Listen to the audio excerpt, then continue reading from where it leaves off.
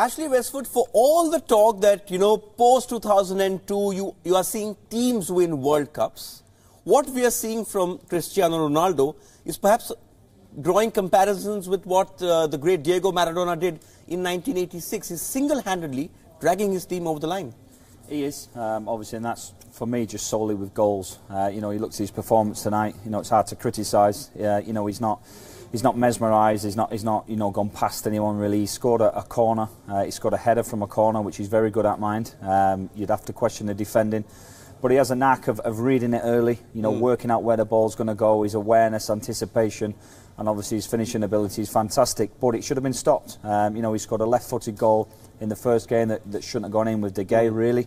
Obviously, he done well to create the penalty, but he scored a penalty, and then he scored a free kick. So it's been ultra critical because he scored 4 goals and it looks unstoppable, but I still think people are getting a little bit carried away because his performances haven't been mesmerising, but obviously 4 goals in 2 games is a great return. Yes, and 4 goals in 2 games means that he is right up there in the race for the Golden Boot, and at this stage of the tournament you think Portugal will go through at least 2 more games.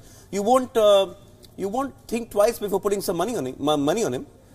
No, if they're to progress, they don't score loads of goals, although they did score 3. If you look at history, back to when they won the Euros, they won the Euros by being a defensive side. And I think they showed that again today. They kept, I think, 4 clean sheets out of 7 games at the Euros. They drew a couple of games 1-1. There was only 1 game where they drew 3-3 against Hungary. So they are a defensive side, knowing that they've got the talent of Ronaldo to hit teams on the break or score a goal out of nothing. And to be fair to Morocco, the scoreline isn't something which is an indicator of how well they played. It's 2 matches in a row now. They've actually played well, but they haven't got the result. This is not a good comeback to the World Cup stage, but perhaps inexperience at this level is costing them. Yeah, I mean, they haven't really got an out-and-out striker that's any good, if we're being honest. They've out-possessioned both sides have played now. I think Iran, they had 68% possession, which I think is a record for a team to be on a losing end in a World Cup with that much possession. And again today you see him take the game to Portugal. They play a nice fluent system. The coach has obviously gone there with an attacking mindset. He wants to give them freedom, and he's playing to their strengths. And on another occasion out of them 2 games, they would have scored 1 or 2 goals. It was just the strikers that let them down. Yes, because I was reading a lot about them when they qualified. A couple of friends in Morocco were actually sending me nice videos of the celebrations there. And when they came to this World Cup, people were saying perhaps they are the best African team of the lot who have qualified. And the coach today, after the game, said, yes, we're going out, but we have showed the world that we can play football. That's telling comment. Yeah, I think it is, and I think it's their style. Like I say, they've done everything but score. They've got some decent players. Ziyech on the left-hand side has played well. Amrabat also caused trouble all day long on the right-hand side. It was just, like I say, the number 9, we call them, and the number 10, the way they set up, haven't produced. Apart from that, they've had a lot of control. They play a 3-man midfield, loads of interchanging, loads of movement.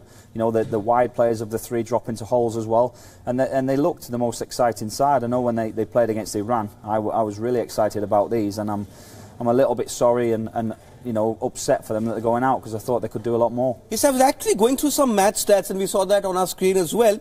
They had the best chances. They had what?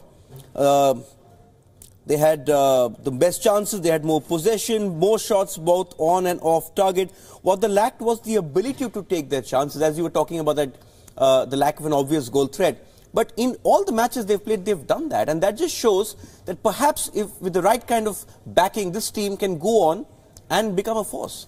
Yeah, they have, but again, they need to find a centre forward, and obviously you've seen that the best they've got so far.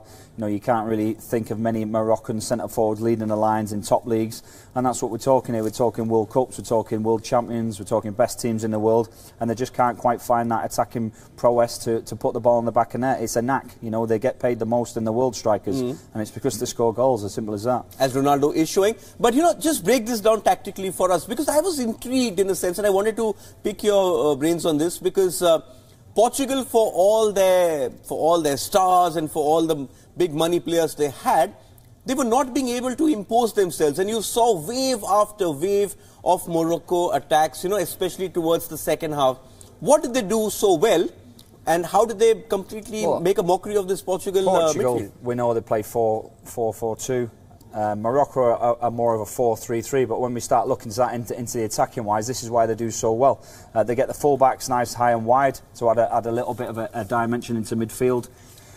The number 8, I think it is, he comes and gets the ball all day long off the back 4, so that's a problem straight away because they seem to miss out this line of defence. So all of a sudden, you know, the ball will come into him, and they've already broke the first line of defence, which is Portugal. Then they start to get an overload in the midfield. They have two real attacking-minded central midfields. The number 14 is one of them. He done well all day long. And then it's the movements of the wide plays. Ziyech plays on the left-hand side. Obviously, Amrabat also on the right-hand side. But then they find loads of pockets of space into this position. And even when they drop into the kind of this position, the two centre midfielders will start interchanging and then operating these. So all of a sudden, again, the right-hand side, he comes down into these positions. So they start to get loads of numbers in the middle of the park. You know, you're looking at 5 people here. In total that can do damage. 1, 2, 3, 4, 5. So all these will outnumber the two central midfielders of Portugal. And then if Portugal try to counteract that and they try and get narrow to maybe into this kind of position, then all of a sudden the fullbacks will be on in these kind of positions. So they do get a lot of ball, they do get a lot of attacking prowess, and it's the way they move the ball and all interchange. And then they're decent players, they're technically very good. So there's always an option for them, and they found it, I thought, quite easy to go from defence to midfield to attack. Quite fluid, we call it playing through the thirds, and they were a decent footballing side. Decent footballing side, had plenty of chances, and what was striking was that when they had set pieces, it was mostly them who were winning the ball, and you don't see that very often as well. They almost won everything when a ball was flighted in. Perhaps it's a telling comment on the state of the Portuguese defence. Yeah, I mean, that'll be alarming because obviously Pepe and Fonte, they're in there because they're 6'2", 6'3" central defenders, and they're supposed to be commanding. I recall at 2 or 3 occasions it was Cristiano Ronaldo actually that was heading the ball out from set pieces. But like you said, you know, the Moroccans, they got on the end of things more often than not. Probably their best chances came in the air actually from crosses or set pieces, and they should have done a little bit better and maybe converted 1 or 2.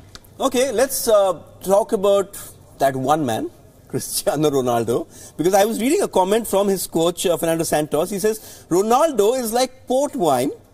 These are his actual post-match comments. He said he knows how to refine his capacity and age at his best. He's constantly evolving, contradictory to the other players.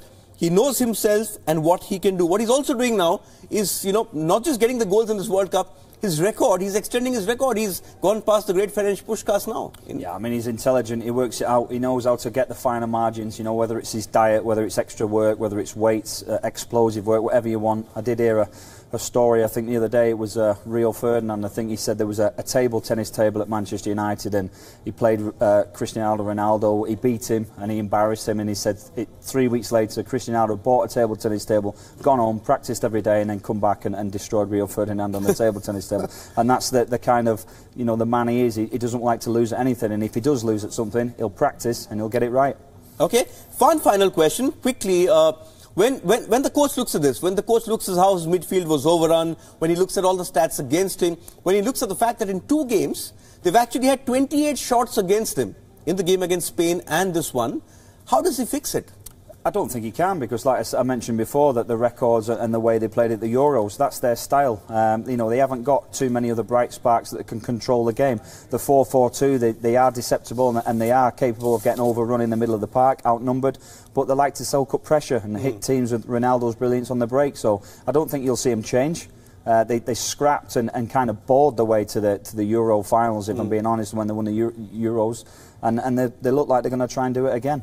Okay, but can they do it again, and this time at a World Cup?